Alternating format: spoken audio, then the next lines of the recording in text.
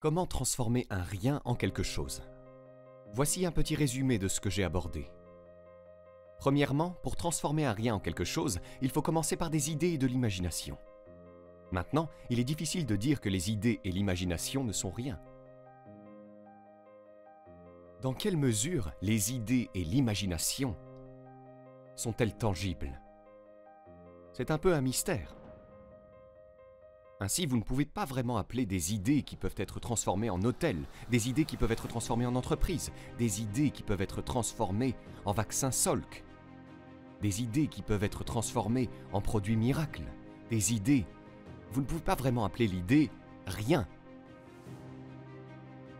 Elle doit avoir une sorte de substance. Et l'imagination ne peut pas vraiment être rien. Nous l'appelons rien parce qu'elle n'est pas tangible. Ce n'est pas comme un podium. Ce n'est pas si réel. Mais c'est presque réel. Donc, pour transformer un rien en quelque chose, il faut commencer par des idées et de l'imagination. Intéressant. Des idées qui deviennent si puissantes dans votre esprit et votre conscience qu'elles vous semblent réelles avant même de devenir tangibles. L'imagination qui est si forte que vous pouvez réellement la voir. Vous pouvez réellement la voir. Lorsque j'ai construit ma première maison pour ma famille dans l'Idaho, il y a tant d'années, avant de commencer la construction de cette maison, j'avais l'habitude d'emmener mes amis et mes associés sur la propriété vacante et de leur faire visiter la maison. Est-ce possible? Est-il possible de faire visiter à quelqu'un une maison imaginaire? Et la réponse est oui. J'avais l'habitude de dire « c'est le garage pour 3 voitures » et le gars regardait et disait « oui, ce garage peut contenir 3 voitures, pas vrai ?» Je veux dire que je pouvais vraiment le rendre réel, le faire vivre. Je leur faisais visiter la maison en disant « voici la cheminée, et cette cheminée est en brique d'un côté et en pierre de l'autre. » Je pouvais le rendre réel, voici le reste de la maison, voici la cuisine avec cette fenêtre de vue. Et ils regardaient par la fenêtre, alors que je les emmenais faire cette visite. Donc l'imagination, nous l'appelons rien simplement parce que rien en termes d'être tangible. Mais c'est tellement réel, c'est presque réel. Donc la première étape est d'imaginer les possibilités. Imaginez les possibilités. L'une des raisons d'être des séminaires, des sermons, des paroles de chansons et des témoignages d'autres personnes, c'est de nous donner une idée des possibilités. D'imaginer les possibilités. Maintenant, voici la deuxième étape pour transformer le rien en quelque chose. Et c'est de croire que ce que vous imaginez est possible pour vous. De croire que ce que vous imaginez est possible pour vous.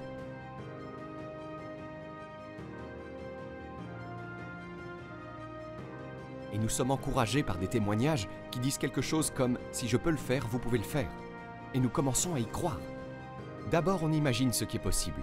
Ensuite, on commence à croire que ce qui est possible pour nous.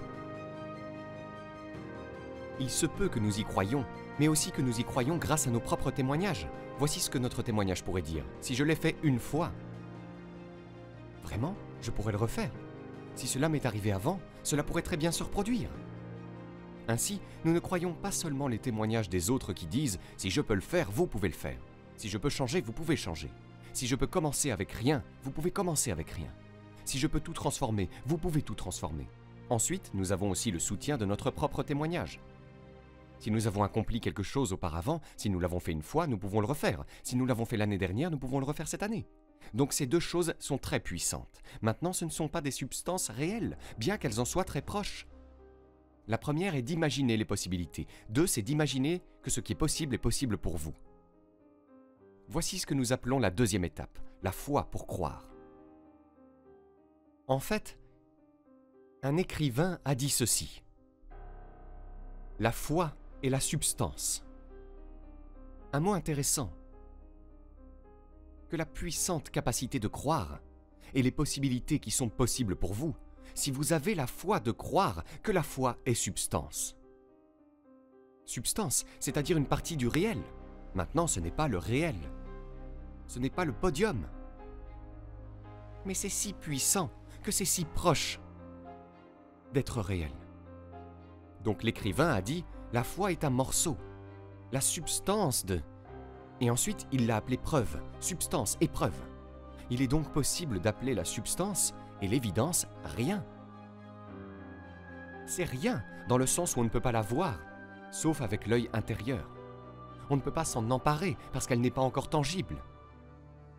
Mais il est possible de transformer le rien, surtout les idées et l'imagination. Maintenant, si vous croyez qu'il est possible pour vous que la substance et l'évidence deviennent si puissantes qu'elles peuvent maintenant être transformées en réalité. Donc la première étape est d'imaginer ce qui est possible. La deuxième étape est de croire que ce qui est possible pour vous. Maintenant, voici la troisième étape. Et c'est d'aller au travail et de le rendre réel. Vous vous mettez au travail et vous en faites un podium. Vous vous mettez au travail et vous en faites un hôtel. Vous vous mettez au travail et vous en faites une entreprise. Vous vous mettez au travail et vous en faites une bonne santé. Tu te mets au travail et tu en fais une association. Tu te mets au travail et tu en fais un bon mariage. Maintenant, vous vous mettez au travail et vous en faites un mouvement. Vous le rendez tangible. Vous le rendez viable. Vous lui insufflez la vie. Et ensuite, vous le construisez. C'est une capacité si puissante pour nous tous en tant qu'êtres humains. Je voulais juste prendre le temps d'en parler avant de passer à d'autres sujets. Comment transformer le rien en quelque chose?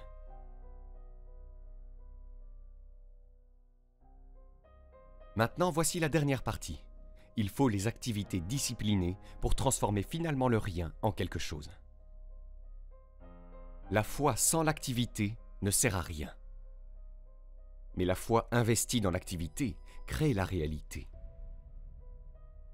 Une fois que j'ai compris cela, j'ai su qu'il était possible de construire une carrière. Je savais qu'il était possible de construire une bonne santé. Je savais qu'il était possible de construire une relation. Je savais que je pouvais participer à la construction de choses précieuses, d'entreprises précieuses, de choses précieuses qui aideraient et profiteraient à d'autres personnes. Je savais que je pouvais en faire partie et je savais que je pouvais le faire une fois que j'aurais compris cette formule. Voici donc la dernière partie. Appréciez maintenant les disciplines qui transforment l'imagination en réalité. Parce que sans les disciplines, ça ne marche pas. La discipline est la dernière pièce du processus miracle. La dernière pièce du processus miracle est de faire le travail.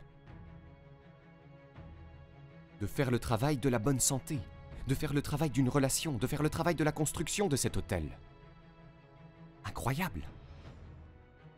Et maintenant, voici la suivante, spécialement, j'en suis sûr, pour ce public mature qui est venu avec moi ce week-end. Accueillir les disciplines. Maintenant, vous savez, à moins que vous ne soyez mature et à moins que vous ne compreniez vraiment, certaines personnes ont dit « Vous savez, je ne voudrais pas accueillir les disciplines, elles sont désagréables. » Mais une fois que vous comprenez quelles sont la pièce miracle du processus, alors vous accueillez les disciplines. C'est pourquoi je suis sûr que l'ancienne formule disait « 6 jours de discipline ». C'est un bon mot à ajouter. 6 jours d'activité disciplinée. Créez le miracle de votre vie. Créez le miracle d'une fortune. Créez le miracle d'une ville. Créez le miracle d'un vaccin contre la polio. Créez le miracle de la musique. Des idées et de l'imagination. Croire aux possibilités. Et ensuite investir l'imagination et la foi dans les disciplines. Devinez comment ils appellent les artistes, les écrivains. Ils appellent ces réalisations des disciplines. Ils les appellent des disciplines. Pas une activité aléatoire, mais une activité disciplinée. Ne pas se précipiter aveuglément sur quelque chose en agitant ses bras et ses muscles. Non, l'activité disciplinée crée l'harmonie, crée la musique, crée une association, crée une entreprise. Créer quelque chose de tangible, de visible, de viable, de réalisable. Qu'il s'agisse d'une institution politique, d'une institution religieuse. Toutes les choses réalisables dans l'expérience humaine sont issues de cette formule. L'imagination, la foi pour croire que c'est possible, puis se mettre au travail et faire en sorte que ça arrive. Voici la prochaine loi importante. appelée la loi de la foi.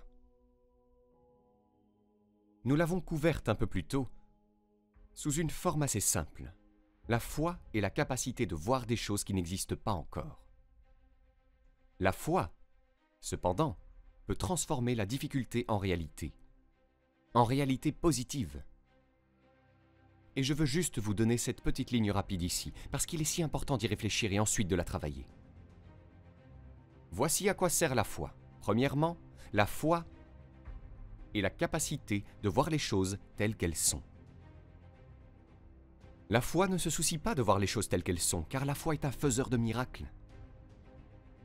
La foi n'ignore pas le négatif. La foi utilise le négatif. Parce que s'il n'y avait pas de négatif, il n'y aurait pas besoin de foi. Si tout va bien, pourquoi auriez-vous besoin de la foi? Vous avez besoin de la foi parce que ça ne va pas. Maintenant, qu'est-ce qui ne va pas? Qui sait? La situation qui n'est pas bien n'est pas la bienvenue. Alors voici ce que fait la foi. Premièrement, la foi n'ignore pas le négatif, parce que la foi est maintenant le faiseur de miracles, si vous la laissez faire. Donc la foi voit les choses comme elles sont. Si c'est moche, c'est moche. Si ça ne marche pas, ça ne marche pas. Si c'est le bordel, c'est le bordel. Il n'y a pas de mal à appeler un désordre un désordre. Vous n'avez pas besoin de faire de la figuration ici. Si c'est cassé, c'est cassé. Si c'est misérable, c'est misérable. La foi n'a pas peur de l'admettre. La foi n'a pas peur de le voir. Voilà pourquoi, premièrement, vous pouvez le voir tel qu'il est. C'est le début de la foi, voir les choses telles qu'elles sont. Maintenant, voici la deuxième étape de la foi, la voir mieux que ce qu'elle est. Ne pouvez-vous pas voir au-delà du désordre? Le désordre est pour aujourd'hui, ne pourriez-vous pas voir pour demain? La réponse est oui, je pense que je pourrais regarder vers demain. Les humains ont cette incroyable capacité à regarder vers demain, vers la semaine prochaine. Ainsi, nous avons non seulement la capacité de voir les choses telles qu'elles sont, le début de la foi, mais aussi de les voir mieux qu'elles ne sont. Rêvez les rêves, faites des projets, visualisez, utilisez votre imagination, voyez-le mieux que ce qu'il est. Maintenant, voici la troisième étape qui transforme la foi en réalité. Rendez-le meilleur qu'il ne l'est. La foi, maintenant, doit être investie dans le muscle. Mais si vous investissez votre foi maintenant dans l'action, vous pouvez prendre n'importe quelle situation et la rendre meilleure qu'elle ne l'est. Suivant. Au début de la foi, en voyant la situation telle qu'elle est, ne la voyez pas pire qu'elle n'est. N'en faites pas une montagne. Certaines personnes ont tendance à tout exagérer en se disant « ça peut être si grave que ça ». Si c'est aussi grave, c'est comme ça. Vous n'avez pas besoin de multiplier par 10 la gravité de la situation. Ce n'est pas nécessaire, c'est comme ça. C'est le problème tel qu'il est. Ne la voyez pas plus mauvaise qu'elle ne l'est. Maintenant, voici la prochaine clé unique de la foi. Ne la voyez pas pour plus que ce qu'elle peut devenir. La frontière est mince entre la foi et la folie. Oui, il est possible de se voir millionnaire, mais pas du jour au lendemain. Quelqu'un dit « oui, je peux voir ça ». Ne le voyez pas pour plus que ce qu'il peut devenir dans une période de temps raisonnable. Oui, si ça tombait du ciel du jour au lendemain, mais c'est peu probable. Mais il est toujours possible d'être millionnaire, il est toujours possible d'être riche et prospère. Donc ne le voyez pas comme plus que ce qu'il peut devenir, de sorte que vous vous dirigiez vers la folie au lieu de la foi. L'abondance est possible, sans être insensé, dans l'exercice de votre foi.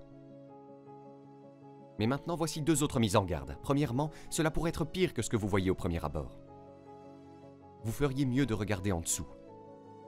Car parfois, vous ne regardez que la surface. Vous feriez mieux de regarder.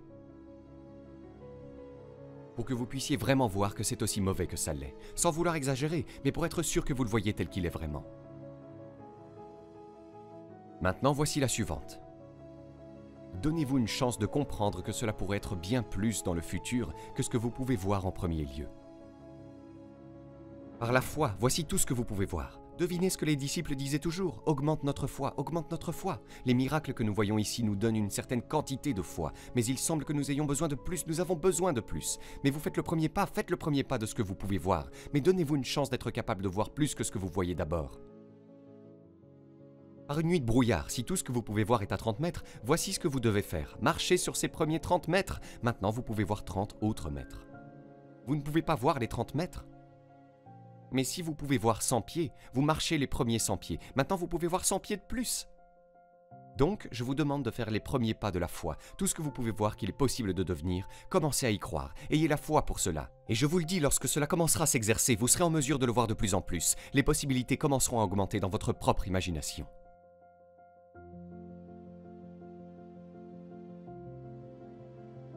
Voici un petit sujet appelé « Comment transformer rien en quelque chose ». Numéro 1, d'abord, imaginez les possibilités. L'imagination est la première étape du miracle des possibilités. La réalité commence d'abord par l'imagination. Maintenant, il est difficile d'appeler l'imagination rien, mais ce n'est pas quelque chose en termes de podium, ce n'est pas tangible.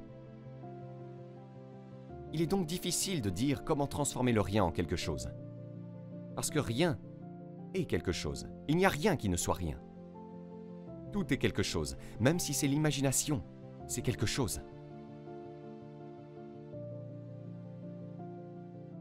Einstein a dit un jour, il n'y a rien de plus rapide que la vitesse de la lumière. Et Bill Bailey, un de mes mentors, mentor actuel et ami de longue date, a dit, peut-être qu'il y a quelque chose de plus rapide que la vitesse de la lumière, et c'est la pensée. Il est possible qu'une pensée puisse être plus rapide que la vitesse de la lumière. À quelle vitesse pouvez-vous penser en arrière et penser en avant ? Je suppose qu'on ne peut pas dire exactement le même instant. Mais tout ce qu'on peut dire, c'est que ça semble être exactement le même instant. Vous savez, si vous ne connaissez pas la vérité, vous ne pouvez pas dire que c'est vrai. Et si vous n'êtes pas un scientifique, vous seriez, vous savez, un peu hors sujet pour dire « oui, c'est vrai ». Mais voilà à quoi ça ressemble. Il est possible de penser en arrière et en avant en même temps. Je veux dire, c'est rapide. Maintenant, comment transformer le rien en quelque chose? Tout d'abord, imaginez les possibilités.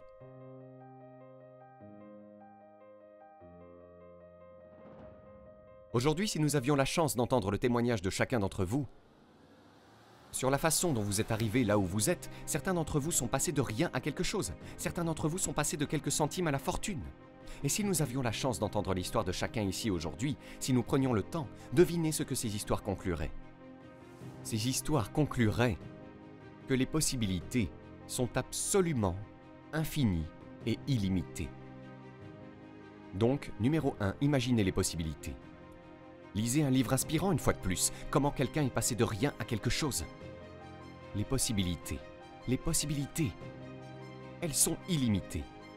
Maintenant, voici l'étape suivante. Imaginez que certaines de ces possibilités sont possibles pour vous. Nous appelons cela la foi. Maintenant, nous commençons avec l'imagination. Maintenant, nous générons la foi. Qu'est-ce qui génère la foi? La foi est parfois générée lorsque le témoignage se termine comme ceci. Si je peux le faire, vraiment, vous pouvez le faire. J'ai commencé derrière. J'ai commencé sous la cave, pas dans la cave. J'ai commencé avec des dettes, pas des surplus. Je n'ai pas commencé avec des centimes, je n'avais pas de centimes, des dettes jusqu'ici. J'ai fini par tout remettre en ordre et maintenant tout est florissant. C'est ce que nous voulons entendre. Et puis, quelqu'un dans un témoignage comme ça dit « Hey, si je peux le faire, vous pouvez le faire. » Voilà ce que ça fait. Ça rassure notre foi. Continuez à lire, continuez à écouter les témoignages. Un, qui excite l'imagination quant aux possibilités. Et deuxièmement, cela aide à avoir la foi que ce qui est possible pour l'un est possible pour l'autre. Maintenant, voici la troisième étape de la foi. Ou la troisième étape dans le processus du miracle. Déposez votre imagination et votre foi dans une activité intense. Une activité disciplinée. Pas seulement une activité, mais une activité habile, disciplinée. Suivez le cours pour apprendre les compétences. Fréquentez des gens qui vous enseigneront les disciplines.